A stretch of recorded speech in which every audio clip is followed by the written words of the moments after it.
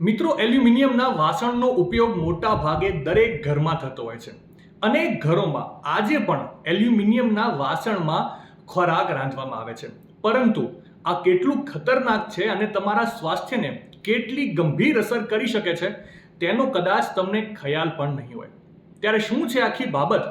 ચલો હું તમને ઝડપથી જણાવી દઉં તો ડોક્ટરોના મત મુજબ એલ્યુમિનિયમના વાસણમાં ખોરાક રાંધવો એ એક આખી એવી બાબત છે જે માનવ શરીર માટે અનેક મોટી બીમારીઓનું કારણ બની શકે છે. અને એ સિવાય વૈજ્ઞાનિકોના મત મુજબ જો શરીરમાં મોટી માત્રામાં એલ્યુમિનિયમ જમા થાય છે તો તે કિડની માટે ખૂબ જ નુકસાનકારક બની શકે છે અને કેટલાક સંજોગોમાં કિડની ફેલ્યોર થવાનું પણ જોખમ વધી જાય છે. શરીરમાં વધારે પડતું એલ્યુમિનિયમ પ્રવેશે છે તો તે અલ્ઝાઇમર જેવી ગંભીર સમસ્યાઓ પણ ઊભી કરી શકે છે.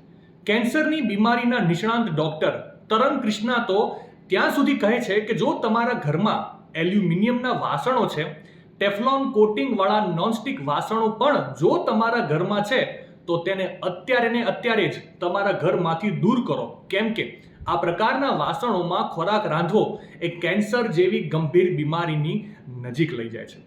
ડોક્ટર તરંગ કૃષ્ણાનું કહેવું છે કે જ્યારે પણ આ પ્રકારના વાસણોને એલ્યુમિનિયમ કે સ્ટીલના કૂચાથી ઘસીને સાફ કરવામાં આવે છે ત્યારે વાસણમાંથી ધીમે ધીમે કેમિકલ બહાર નીકળે છે.